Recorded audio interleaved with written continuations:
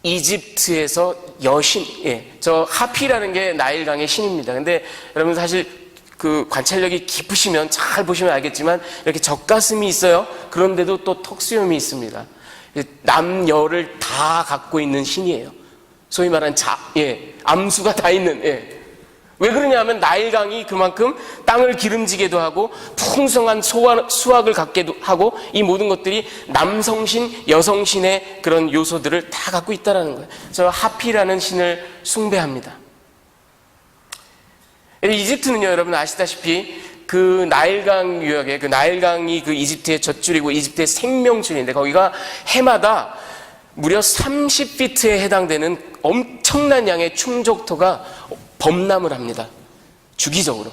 그래서 그것으로 땅이 기름지기 때문에 그것으로 인해서 그 곡물이 아주 풍족하게 수확이 되는 거예요. 그리고 그러다 보니까 큰 강물이 있고 하니까 어류들도 많죠. 그리고 그 어류들을 잡아먹으려고 각종 철새들, 동물들이 오죠. 그러니까 이게 다 먹거리인 거예요. 먹방을 찍으려면 이집트로 가야 돼. 먹거리, 이게 다 먹거리예요. 그러니까 저들이 그 나일강 때문에 먹고 사는 사람들입니다. 생명선이에요. 그런데 하나님께서 이 나일강물을 피로, 이게 바로 그리고 그 10가지 재앙 중에 첫 번째 재앙을 그 프리뷰, 말하자면 예고편처럼 보여주는 그런 장면이기도 합니다. 하나님께서 이렇게 3가지 사인을 주십니다. 경고와 더불어서 이것을 가지고 가라. 백성들이 너를 믿을 것이다. 바로에게 얘기하라. 여기까지 보여줬으면 웬만하면 그럼 가겠습니다 해야 될 텐데, 자, 우리 모세 또 반대합니다. 자, 이번에 4번째 반대는 뭐냐면 나는 말을 잘 못합니다. 원어적인 의미로는 I have heavy lips and heavy tongue. 입이 무겁다. 혀가 무겁다. 난 잘 안 돌아간다. 뻣뻣하다. 여러분, 이게 내가 뭐 말더듬 뭐 이런 언어장애가 있다는 얘기인지, 아니면 웅변력이나 수사력 뭐 이런 게 없다는 얘기인지, 아니면 애굽을 떠나온 지 40년이나 돼서 애굽 말을 내가 다 잊어버렸다 뭐 그런 말인지 정확하게는 알 수 없지만 모세는 지금 나는 말을 못합니다 하고 거부를 하고 있어요. 근데 여러분, 이게 순전히 변명에 지나지 않습니다. 이후에 출애굽기를 읽어보십시오. 공부해보십시오. 말만 잘합니다. 모세가 아주 그렇게 청산유수 잘할 수가 없어요. 오죽 잘하면 하나님 앞에서도 뭐 할 소리 다 합니다. 변명이에요. 더군다나 사도행전 7장 22절에 보면 스데반 집사가 죽기 직전에 설교한 거에서 모세가 애굽 사람의 모든 지혜를 배워 그의 말과 하는 일들이 능하더라. 아주 능수능란하고 유창하고 그런 사람이에요. 근데 나는 말 못하니까 안 된다 이러고 지금 있는 겁니다. 하나님께서 뭐라고 또 얘기하시냐 하면 내가 바로 창조자 아니냐. 너희가 말하고 듣고 보고 맛보고 감각하고 행동하고 이 모든 것들이 나의 창조의 작품 아니냐. 내가 너와 함께 있겠다. 여기 여러분 똑같이 다시 한번 씁니다. 지난번에 제가 에하이에라는 말 말씀드렸죠. 에하이에 아시에르 에하이에가 I am that I am 그런 말이라고 그랬죠. 아노키 에하이에 임피카 이렇게 또 말씀하십니다. 아노키라는 말이 나는 I라는 프로나운이에요. 대명사예요. 내가 에하이에 너와 함께 있겠다. 너의 입에 함께 있겠다. 그렇게 말씀하세요. 아노히 에하이에 임피카 그렇게 말씀하세요. 그러니 가라. 마지막으로 다섯 번째 또 반대를 합니다. 우리 모세가. 자, 5번째 반대는 뭐냐 하면 그러시든지 말든지 4장 13절 보낼 만한 자를 보내소서 이렇게 얘기했는데 제가 여러분 굉장히 강하게 썼죠. 그러시든지 말든지. 이형석 목사가 너무 심한 거 아니야? 그렇게 생각하실 수 있는데 제가 설명을 해드리겠습니다. 잘 보십시오. 여기에 보면 오 주여 보낼 만한 자를 보내소서 이렇게 나와 있죠. 출애굽기 4장 13절. NIV 성경에 보면 Oh Lord, please send someone else to do it. 다른 사람을 보내라 이거예요. 나는 못하니까 다른 사람을 보내라. 하나님 그렇게 풍성하고 하나님 그렇게 전능한데 나 말고 다른 캔디디시 없냐? 다른 사람 보내라. 우리가 이렇게 일반적으로 알고 있습니다. 그런데요, 저 보낼 만한 자를 보내소서라는 히브리어 원어는 히브리어 성경 전체 중에서도 가장 해석하기 아주 곤란하고 힘든 문장 중에 하나예요. 아주 모호합니다. 정확하게 뭘 말하는지 찾아내기가 아주 힘든, 문법도 그렇고 그 문장 구조도 그렇고. 그저 유일하게 좀 어떻게 좀 비슷한 말 찾아낸 게 저거예요. Send someone else to do it. 그런데 알렉 모티어라는 신학자가 연구를 해서 얘기를 한 걸 제가 공부를 하면서 이게 굉장히 make sense 합니다. 그리고 앞으로의 말씀과 굉장히 그 컨텍스트가 잘 맞아요. 그래서 여러분께 소개해 드립니다. 저 문장이 대단히 모호하고 대단히 문법이 어렵고 그런데 이 모티어라는 사람이 저거와 똑같은 문장 구조를 갖고 있는 것을 하나를 발견했습니다. 그게 바로 출애굽기 16장 23절이에요. 똑같은 문법 구조라 그 단어 형태를 갖고 있어요. 이게 뭐냐면 모세가 음식을 다 거둬들이고 만나를 거둬들이고 준비를 해서 여섯째 날은 준비를 다 마쳐놓고 일곱째 날 안식일 날에는 아무 일도 하지 말아라 이런 거를 백성들에게 가르칠 때 이 말을 합니다. 너희가 구울 것은 굽고 삶을 것은 삶고 bake what you want to bake, boil what you want to boil. 무슨 얘기냐 하면 뭘 하든지 좋으니까 일곱째 날에는 아무것도 하지 말아라 이거예요. 여섯째 날까지는 만나 거둬들이고 굽고 삶고 지지고 볶고 마음대로 하라 이거예요. 마음대로. 하지만 일곱째 날은 아무것도 하지 말아요. 무슨 얘기냐면 do whatever you want to do. 마음대로 하십시오. 하라. 그런 말입니다. 그 문장 구조랑 똑같아요. 그러니까 모세가 지금 보낼 만한 사람을 보내서 이게 다른 사람을 찾아서 보내라는 얘기가 아니라 그거보다는 당신 마음대로 하십시오. 당신 마음대로 하십시오. 그런 말이에요. 여러분 이게 누가복음 1장에 나오는 그 13살, 14살밖에 안 되는 마리아가 천사를 통해 수태고지를 들었을 때 주의 계집종이오니 말씀대로 이루어지이다 하고 말한 그런 의미로 한 얘기가 아니라 순종하겠습니다. 그런 의미가 아니라 당신이 갑이니까 당신 마음대로 하십시오. 이런 말이에요. 좀 극하게 표현하면. 나는 말습니다. 나는 못한다고 얘기했습니다. 나중에 나한테 책임 추궁하지 마십시오. 당신이 보내면 내가 어쩔 수 없이 가는데 나는 이미 말했어요. 그런 의미입니다. 자, 여기에 대해서도 하나님께서 진노하시죠. 성경을 보니까 진노한다라고 나와 있어요. 그리고는 내 형 아론이 있지 않냐? 레위 사람 말 잘하는 아론이 있지 않냐? 그가 이미 나오고 있다. 너를 맞으러. 그리고 그가 너를 만나면 그 마음이 기쁠 것이다. 그리고 그와 동역해라. 네가 말 못하니까 내가 아론을 붙여주마. 이렇게 말씀하세요. 그리고는 하나님께서 말씀하시고 모세가 그 말씀을 듣고 아론에게 전하고 아론이 백성들에게 전하고 이 체인 오브 커맨드를 말씀해 주십니다. 그리고 네 지팡이를 들고 이제 가라. 그렇게 말씀하세요. 자, 여러분 여태까지 이렇게 쭉 말씀드린 이 내용을 가지고 제가 여러분들께 두 가지 메시지를 드리기를 원합니다. 그 첫 번째는 이겁니다. 깨지고 상한 모세를 찾으시는 하나님. 여러분 저는 이 말씀을 묵상하면서요, 도대체 모세는 왜 이렇게까지 거부할까? 왜 이렇게까지 반항할까? 사람끼리도 초면에 신뢰를 하면 안 되는 건데 지금 400년 만에 나타나신 하나님 앞에 해도 너무너무 하는 거 아닌가? 제가 얘기를 하나 해드리겠습니다. 여러분, 두 수도승이 있었어요. 두 수도승이 길을 갑니다. 길을 가는데 어떤 큰 강에 도착을 했어요. 도착을 했는데 딱 보니까 한 노인이 거기서 막 울고 있는 거예요. 땅을 치면서 울고 있는 거예요. 왜 그러냐 물어봤더니 내가 저 강을 건너서 가야 되는데 여기 다리가 없다. 내가 못 간다. 그 중에 한 수도승이 제안을 합니다. 우리가 당신을 이렇게 번쩍 들어가지고 여기를 건네드리겠습니다. 그렇게 이제 얘기가 됐어요. 그래서 그 두 수도승이 이 노인을 이렇게 달랑 들어가지고, 자기네는 물이 막 꼴깍꼴깍 하는데 이 노인을 이렇게 높이 들어가지고 아주 안전하게 건너편으로 건네줍니다. 그리고 내려놓죠. 그리고 이제 서로 빠이빠이 작별을 하고 헤어집니다. 근데 두 수도승은 각기 또다시 함께 길을 가요. 자기네 목적지를 향해서 가는데 한 몇 마일 가다가 이제 그 중에 두 번째 사람이 막 컴플레인을 하기 시작합니다. 이 옷 좀 보라고, 이게 이게 다 그 노인 때문이라고. 우리가 그 사람을 실어 나르기 위해서 막 물을 먹으면서 흙탕물을 뒤집어 써가면서 이 난리를 쳐가지고, 옷이 이게 뭐냐고. 빨리 가가지고 저녁 미사 드려야 되는데 옷 탁 갖춰 입고 해야 되는데 이게 뭐냐고 막 불평을 하기 시작해요. 그러다가 또 한참 가다가 나 허리 아파서 도저히 못 가겠다고.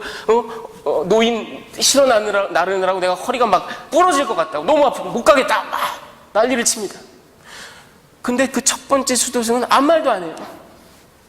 그래서 두 번째 사람이 근데 당신은 허리는 안 아프냐? 화가 안 나냐? 기분 안 나쁘냐? 하고 물어봅니다. 이 첫 번째 수도승이 이렇게 대답을 해요. 나는 전혀.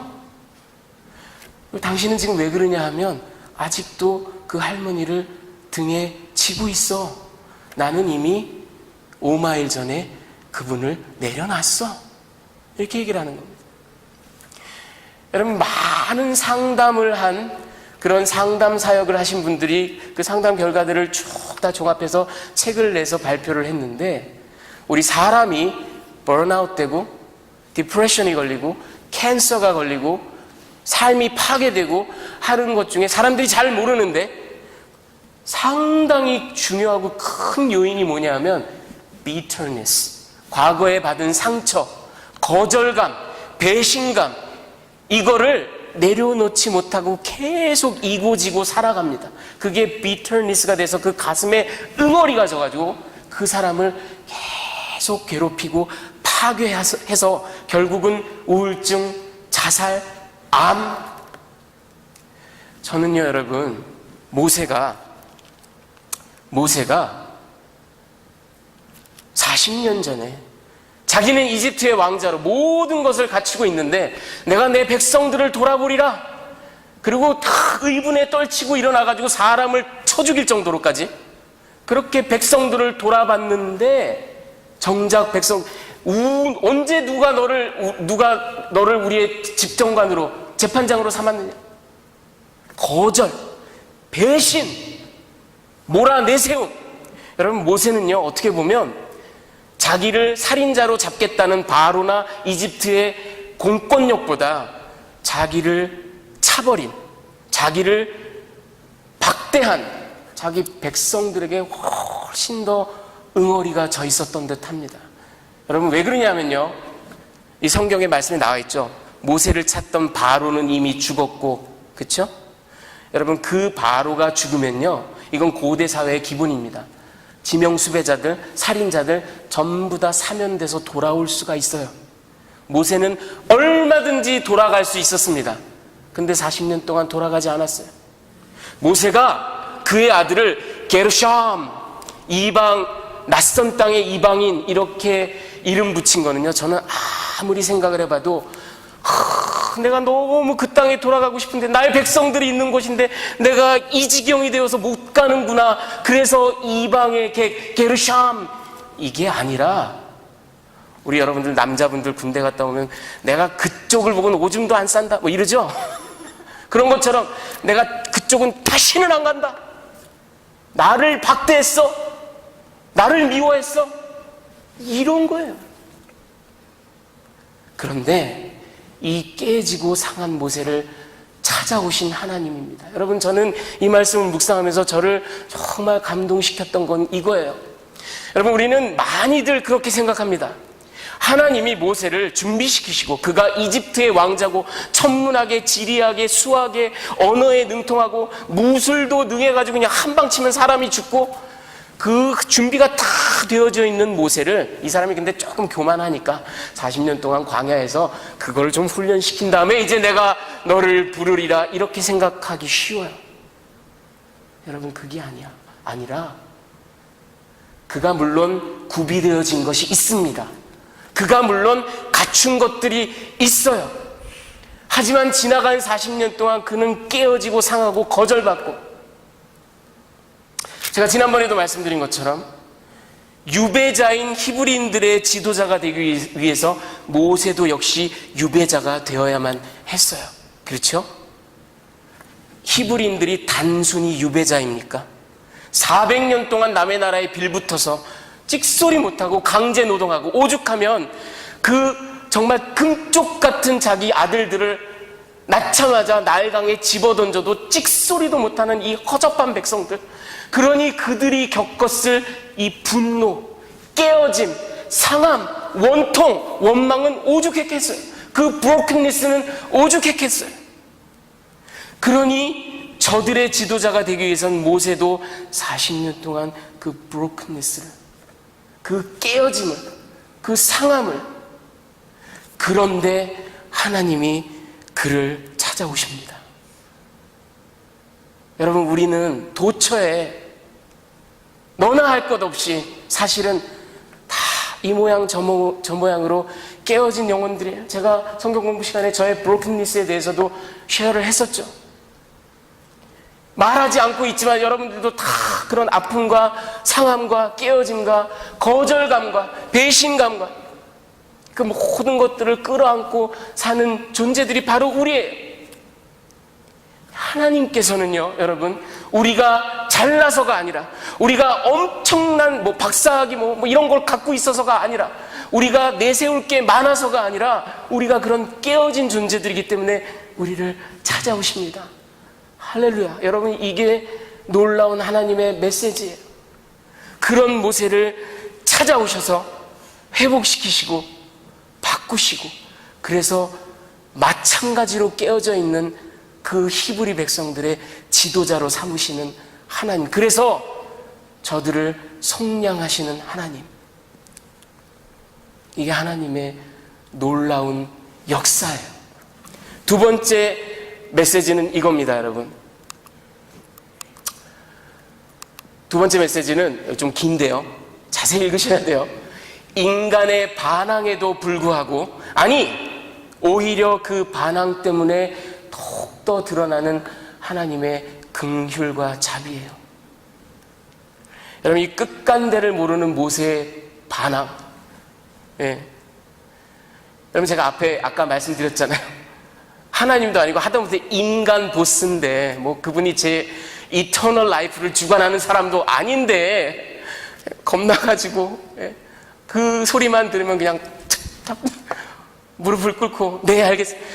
그리고요, 때때로는 정말 하기 힘든 일을 얘기하실 때도 있어요. 여러분, 그런 얘기 들어보셨어요? 이 세계에서는 유명한 얘기예요. 코끼리를 냉장고에 넣는 방법 전도사에게 시켜라. 시키면 그냥 하는 거예요. 그러니까 어떨 때는 정말 그건 말도 안 되는데 이런 거를 시키더라도, 목사님 그거는 이래서 안 되고요, 이거 도저히 안 됩니다, 이렇게 말해본 적이 없습니다. 일단 그 앞에서는 네, 알겠습니다, 그렇게 하겠습니다. 그러고 나서 이걸 어떻게 하나 고민하는 거죠. 대부분의 사람들은. 그런데 이 모세는 하나님이 지금 말씀하시는데 한 번, 두 번, 세 번도 아니고 5번씩이나 마지막에는 그러시든지 말든지 끝까지 반항하는 모세. 그런데 여러분, 제가 지난 한 주간 이 말씀을 묵상하면서 왜 그랬을까, 모세가 왜 그랬을까? 물론 모세에게 그 깨어짐과 상처, 자기 백성들에 대한 그 resentment, bitterness, 그런 게 있어요. 그런데 그것만으로는 설명이 안 돼. 왜 이랬을까?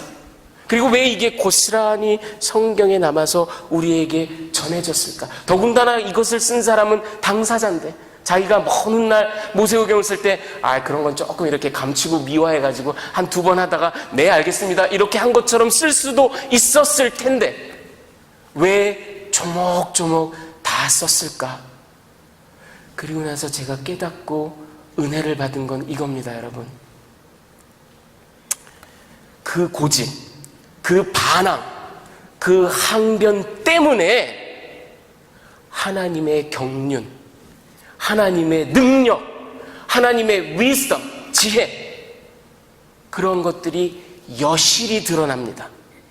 그냥 한마디 Yes Lord 했으면은 그냥 하나님의 성품에 대해서, 하나님의 이름 야훼에 대해서, 하나님이 하실 일들에 대해서 우리가 어쩌면 알 길이 없었을지도 몰라요. 한데 모세가 바닥바닥 우기면서 하는데 그것을 하나님이 일일이 다 답해 주세요.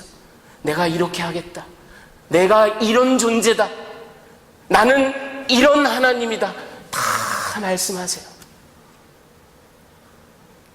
그리고 하나님께서 그 과정에서 이 5번에 걸친 반항을 하나하나 대답하시면서 하나님이 약속의 하나님이라는 것, 내가 아브라함의 하나님, 이삭의 하나님, 야곱의 하나님이라는 것, 그리고 그 이름을 내어주시면서 I am that I am 내어주시면서 나는 영원한 자, 나는 전능자, 나는 창조자 말씀하실 뿐만 아니라 제가 지난 시간에 말씀드린 것처럼 I am with you, I will be with you. 오늘도 내가 네 입에 함께 있겠다.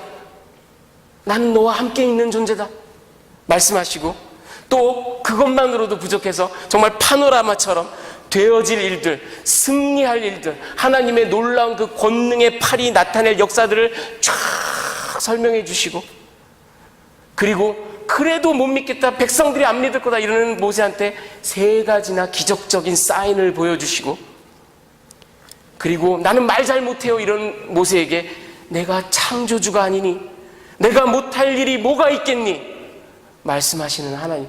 정말 애절합니다. 애절해요. 눈물 나요.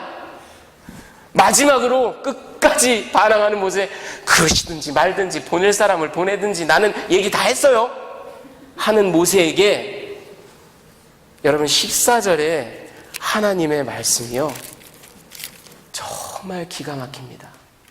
14절 말씀이 기가 막혀요.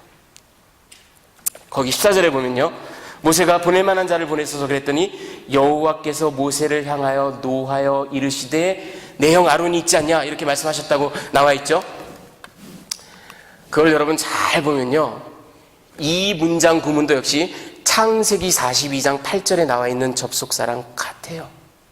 창세기 42장 8절을 어떻게 성경이 번역했냐 하면 요셉은 그의 형들을 알아보았으나, 역접관계예요. 아니면 양보, 알아보았음에도 불구하고 형제들은 요셉을 알지 못했다, 알아보지 못했다요. 여러분, 그러면 이 출애굽기 4장 14절을 우리가 가만히 생각해 보면요, 불행하게도 많은 영어 성경이나 우리 개역 성경이 그냥 평서 관계로, 단순한 관계로 하나님께서 노하여서, 마치 인과관계가 있는 것처럼 노하여서 이렇게 말씀했다 이렇게 번역을 했지만, 잘 생각해 보십시오. 논리적으로 그게 맞지 않아요. 오히려 창세기 42장 번역한 것처럼 역접의 관계로 번역을 해야 말이 됩니다. 왜? 여호와께서 모세를 향하여 진노하사, 화가 나셨으면 모세가 죽어야 돼요. 벌을 내리셔야 돼요. 그런데 여호와께서 모세를 향하여 진노하셨음에도 불구하고, 진노하셨지만 너에게 아론이 있지 않니 하고 말씀하시는 겁니다. 여러분, 이게 왜 큰 은혜가 되냐면요, 이 3장 4장을 통해서 하나님이 지금 모세를 다루시는 모습, 끝까지 반항하는 모세에게 진노하실지라도 여전히 형 아론을 프로바이드 하시는 하나님의 모습에서 저는 우리 인류를 다루시는 하나님의 모습을 봐요. 계속해서 선지자들을 보내고, 선지자들을 때려 죽여도 또 보내고, 이스라엘 역사를 종살이도 하게 하시고 유배도 가게 하시고 별의별 일들을 다 겪게 하시면서 너희들은 나에게 돌아와라, 제발 나에게 돌아와라 간곡하게 말씀하시지만 끝까지 듣지 않는 인간들, 진노하시지만, 그 죄로 인해서 진노하시지만 그럼에도 불구하고 마지막에 아들을 보내시는 하나님, 우리 인류를 다루신 하나님의 축소판입니다. 축소판이에요. 오히려 인간의 반항, 인간의 불순종 때문에 더 찬란하게, 더 여실히 드러나는 하나님의 긍휼과 자비, 하나님의 능력, 하나님의 주권. 여러분, 그 자비하심 때문에 저와 여러분이 하나님 앞에 섭니다. 그 자비하심 때문에 우리가 주님 앞에 예배자로 나오고 주님을 섬깁니다. 하나님은 예나 지금이나 동일하게 이 자비를 우리에게 베푸시는 분입니다. 끝으로 5세기 히포의 어거스틴의 말을 인용하면서 말씀을 맺도록 하겠습니다. 어거스틴이 이렇게 얘기했어요. 네. 죄송합니다. 다음 거. 네. 우리는 과거의 모든 잘못에 대하여 하나님의 긍휼에 의지하며 현재의 모든 필요에 대하여 하나님의 사랑에 의지하며 장래일에 대하여 하나님의 주권에 의지한다. 하나님의 이 자비하심이. 그렇다고 여러분, 우리가 하나님이 이렇게 자비하시니까, 어떤 사람이 그렇게 얘기했다 그래요. 이거 얼마나 완벽한 조화냐.